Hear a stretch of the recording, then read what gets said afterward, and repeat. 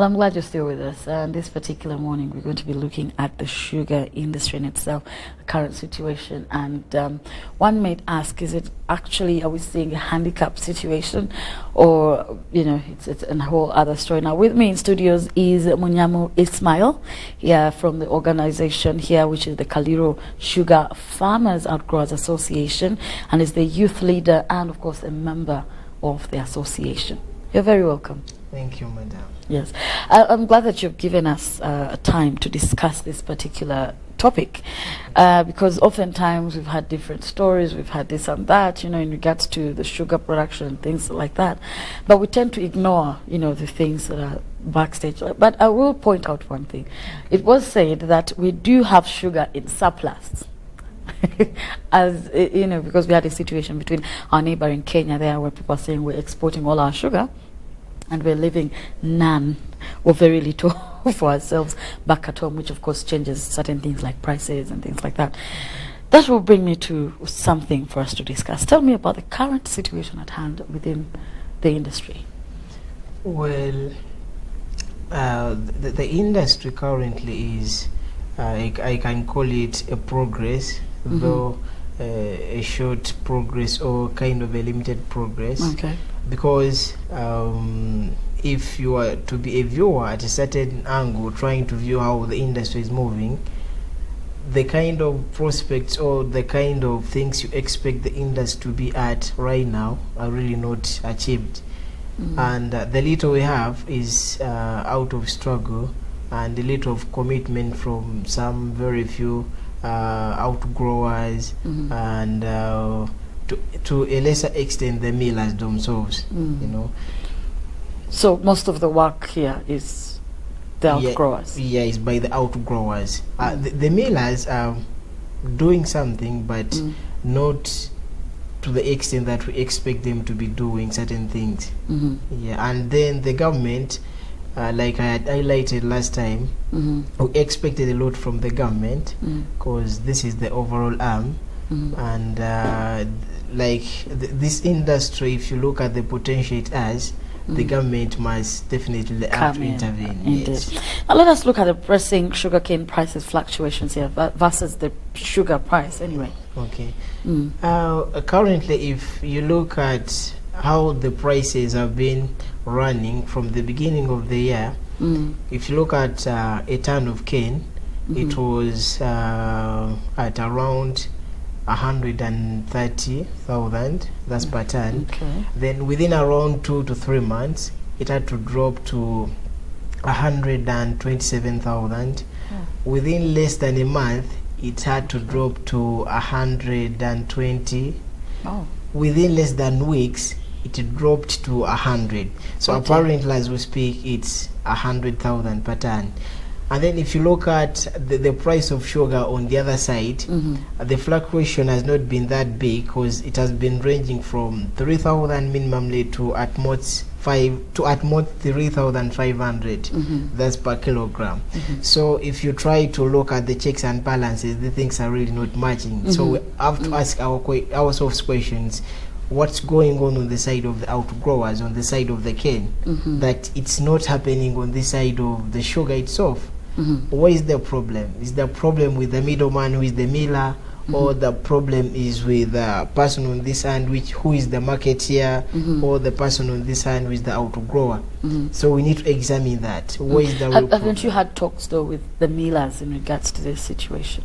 Well, the millers had less to say about this because to them it's business, and probably they have some fixed profits they need to make out of this. So however much the price changes, they also get ways of, you know, changing the prices of, you know, the cane so that they can at least attain their profit in case it has been already set. You know, so they really have less to play in this.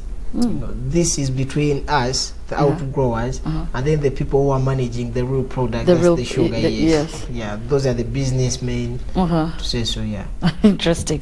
So what are you looking at here as maybe this could be a solution if we took this direction? Because the other time you were here, you were saying, well, I think the farmers, you know, rather the outgrowers should be able to sell this the sugar cane off in its raw form, really, without changing much about it, so that they can access their monies directly. Yeah, to them, they see it as a solution, which is okay. But in my perspective, it's a short-term solution. Okay. Because if you track the amount of cane, if you are to export the amount of cane at a certain rate, trust me, there will come a time when we don't have enough cane in the country. So it's short term. So we need to examine the long term. What should the long term be? And to me, I think the long term should be in lines of trying to diversify the whole industry.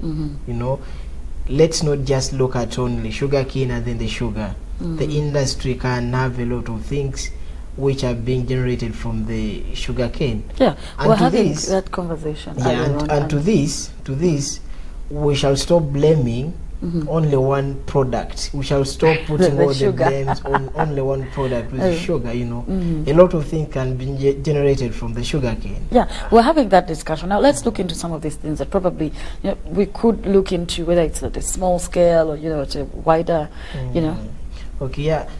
To generally, if you look at the products that can be manufactured or that can be got from the sugar cane, you can begin with the molasses. Molasses has very many products. You can ferment it to get ethanol. You can ferment it to get neutral alcohol and all that. Then you go to bagasse. Bagasse is that fiber that remains after they have squeezed the juice out of the cane. So this fiber can be used in thermal plants to generate power. And this power can also be sold probably to the government or to any distributor. That's also some money, and that can be to a large extent. You can look at press mud.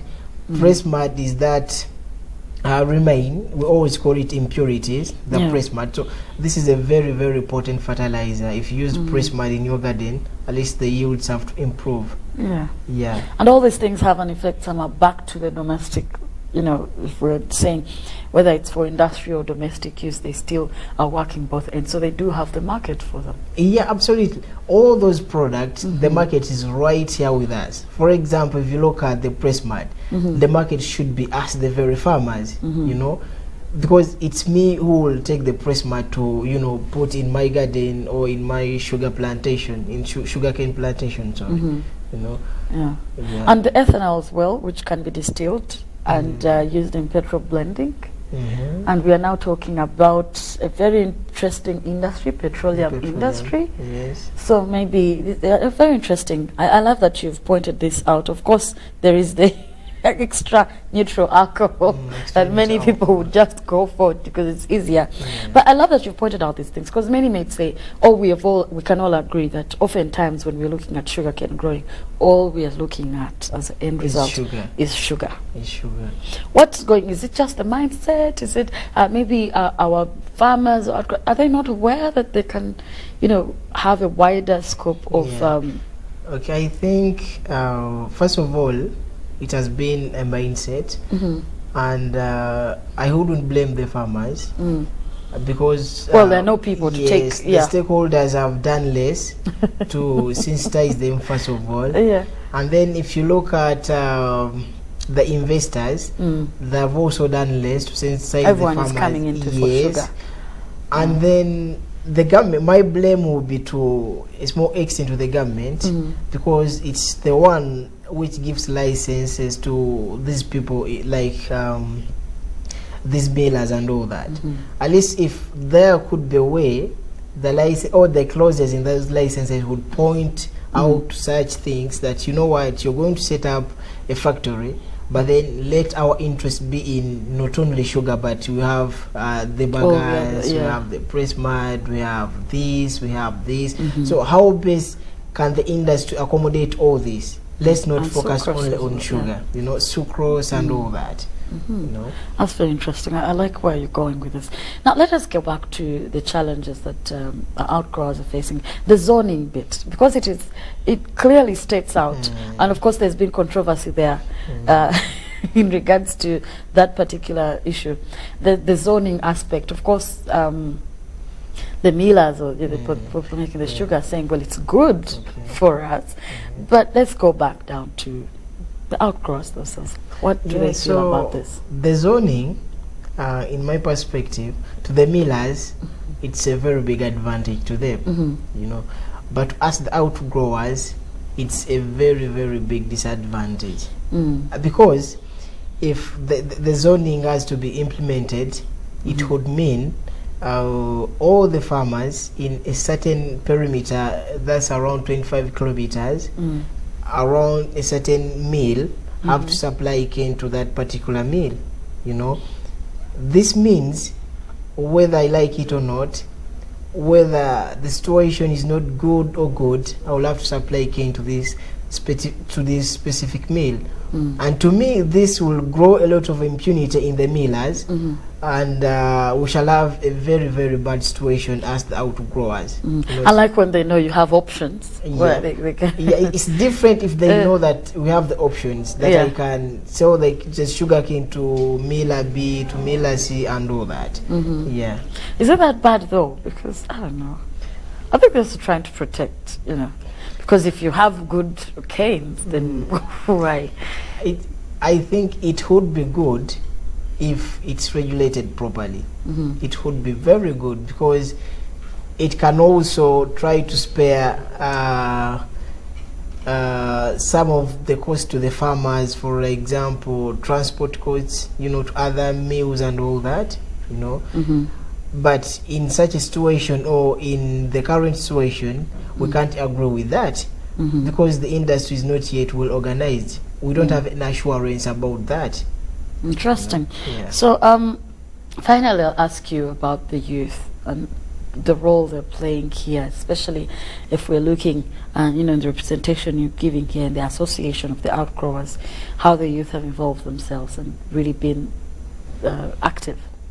Yeah, actually, the youth are taking more than 50% of the industry, because they are the basic human resource available in the industry. They're doing a lot of work from the real beginning of, you know, producing or growing the sugarcane to the far extent of, you know, marketing the sugarcane in the first place, and then the sugar itself. So if you look at all that chain, it's being driven by the youth, you know, and possibly we come in, or the elderly come in to just give the expertise and all that. But the youth are the energetic ones, smart new ideas. I get what you're saying. Well, I do appreciate you for your time with me in studios. Here is Munyamu Ismail. The chairman has arrived, is finally here, and we'll also be getting a whole lot more views in regards to this particular discussion. Don't go away, you're still watching Business Today. Thank you.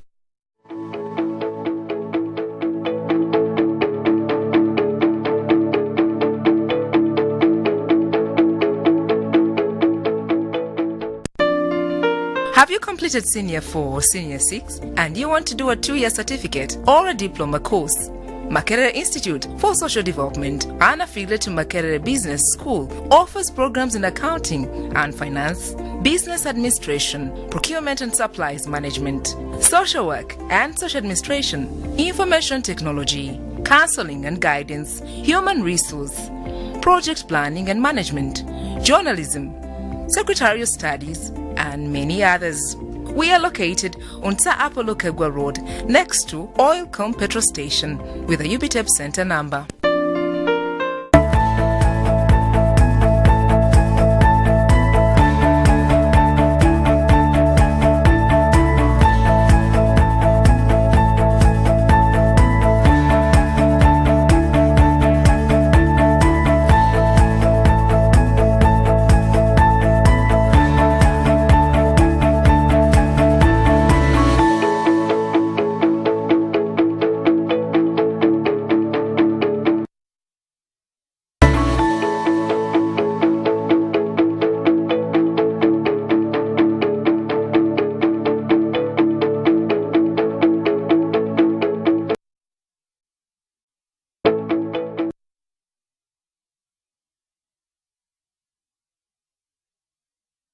Well, we're still going on with the same discussion pretty much, but with me in studios now is the chairman of the association, that is the Kaliro Sugar Farmers Outgrowers Association, and of course that is Wako Mukunya. He has come as well to talk about the same situation in regards to the sugar industry and what exactly is on ground and going on.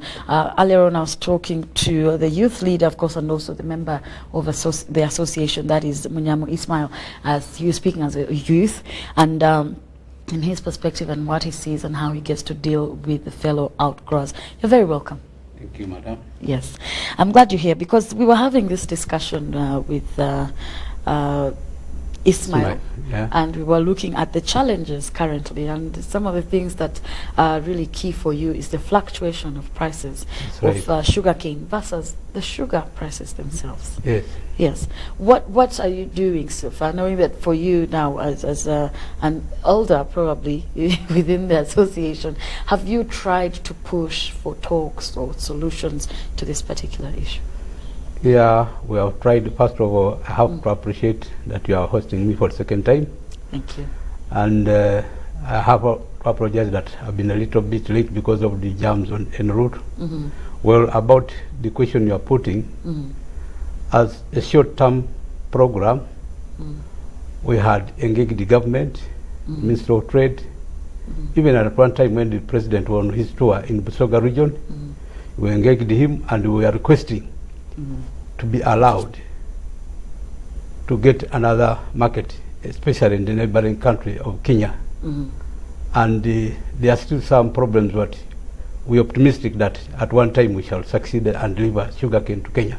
Okay, as a short-term program. Okay, because I was going to get a bit worried. No, short-term program. But then as long-term program, we are calling upon all the sugarcane farmers or growers to embrace the idea of forming a cooperative society, which will empower us at a future time to put up a factory based on the cooperative society. By the farmers themselves. Yes, by the farmers themselves. And that one also negotiations are there, because all the factories in Busoga, including GM, across the bridge, we have come together. It's a point of perhaps legality which is still delaying us, but we are optimistic that before the close of the year, we shall have gone through all that. And I happen to be a secretary on a committee which toured the whole of region of Busoga, and we identified some place where we feel it is convenient to put up a sugar factory. So how is this going to affect this the other? It is not going to cause any effect. The fact I have to tell you is that in all these factories, there is too much sugar cane. Okay, in the first place, I must also be clear that all these millers, what they declared that is their crushing capacity is not what on the ground. So you find that the sugar cane delivered on daily basis, they cannot crush it. That causes a backlog. You find that vehicles are staying at the factories for about a week, not being offloaded. So we feel as a long-term solution, when we start up a factory, it will be diverted some of that sugar. Okay. Yeah. That's very interesting. Yeah. So, and you feel that this is going to solve the problem right away? Yeah, we feel it will solve the problem partly. And of course, the other long program also is that as we start on one factory, we may not end at that. Because right now, sugarcane is the most viable crop in the region. Just the beginning, we shall have one factory, but as time goes on, of course, building more capacity, we shall be able to put up another factory. We're having the discussion on the fact that we are looking at sugarcane and we are looking at sugar. Yes. And we're limiting ourselves, and there are a lot more things that we can actually dwell in, especially now that you as the farmers want to go further and put up something of your own. Wouldn't you venture in other things that come with the sugarcane? Well, in their sessions, we have labored to explain to our members that, of course, we shall not only base on sugarcane growing. Okay, we have advised other members who are taking up rice growing, groundnuts, and even looking at rearing animals as another solution to support them. Yeah. Okay. So now, how about this mindset that we have that every time you talk about sugarcane, people are thinking of sugar? There are other things that you can do, as a result, with your sugarcane. Yeah, this is still a problem, which is really making us be underpaid. You see, whenever they talk about sugarcane price, they normally front sugarcane, whereas there are other products that can be, that come out of the sugarcane as it is delivered at the factory. Like the 2-3 factories, of course, they are producing their own power and even selling excess power to umeme. Yes, Kakira, Kaliro, and Lugazi, these are producing their own power. And of course, we feel that even the formula they use to arrive at the sugarcane price should be revisited because of these other products. Products that coming out of that come along the chain, the value chain. The value chain of production. That's very interesting. I want you to tell me about the zoning and how, you still, because it's something we'd say, let's first put aside as discussions go. Yeah, the zoning is a contentious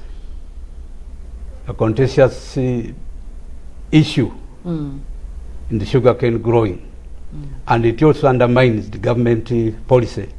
Of course, if government says you have liberalized, yes, then there is no way you can put a sack on the farmers, because liberalization means you have opened up. Yes, people are free to take their commodity anywhere, more so where they find a better price and maybe prompt payment. So that zoning is unacceptable to the farmers, and perhaps I am of the view that that's why even the sugar bill has laid to be passed on the floor of Parliament. Yes, because of those problems. Those particular. Totally, we as sugarcane growers, we disagree with the zoning policy. Okay. Now, other challenges that you want to share with us this morning? Of course, the other challenges, I really call upon my fellow sugarcane growers to leave alone the school-going age, to give them time to continue with their studies. Of course, if we don't do that, the education system in the area is going to flop. Perhaps the other challenge also is that we should grow the sugarcane, bearing in mind that we also have to leave some area for food crop growing. Because sugarcane alone, yes, you can get money out of it, but with our culture where we don't, of course, our people normally have no culture of saving money in the bank. So if you say you're only growing sugarcane, at one time you may run short of money to buy food. So in the real sense, we are saying, if you don't have enough land, please don't go into sugarcane growing, because it may finish the whole acreage you have, and then you can't grow. You can't grow either potatoes or cassava, millet, just to mention. Okay. Now, finally, talk to the people out there in the aspect of the Kaliro Sugar Farmers Outgrowers Association. Someone out there that's listening to you. Come again? Talk to the people. As the chairman of Kaliro Sugar Farmers Outgrowers Association in regards to the current situation. Of course, maybe I've ever asked you to talk in local language, because other people who are viewing may not be. Go ahead. So, nkubiriza abalimi ab'ebikaddo boona generally mu Busoga tuyikirize endowooza eriwo ey'okuforminga cooperative society. Cooperative society diri mu mateeka, because associations de tulina tukaali kufuna memorandum of understanding corporations, factories edisinga bungi, but at least a cooperative society amateeka galiwo gatuprotectinga. Ndibakobera nti tuli mu nteekateeka ey'okugaita factories dona tubeeyo ne cooperative society eya Busoga. So bwe tubanga tutuuseeyo yemuli, because we are coming visiting factory by factory, tuli kubasaba muyikirize enkola eyo, tituli kwegaita kulwanisa bayindi, ayi tuli kwegaita kulongoosa mbeera yaife ng'abalimi b'ebikaddo. Uh-huh. Yeah. Well said, because I picked everything. Well, thank you so much. With me here in studios is the chairman of the Kaliro Sugar Farmers Outgrowers Association, and that is Mr. Wako Mukunya, and has been very clear on a couple of things. I know because of time, like he said, maybe another time, because of time, we had to, rush through it, and knowing that he's probably in within the the mud itself, trying to figure things out. It was very, very appropriate for us to also bring him here on set. Thank you so much for watching. Thank you so much, Sebo. Thank you for hosting me. Indeed. We can hold it a bit. We do appreciate you for watching Monday to Friday, 9 to 10, and we bring you issues like this that many of you probably need to know of and understand. My name is Rowena Kajumba. From me and the entire business team, have yourselves a good day.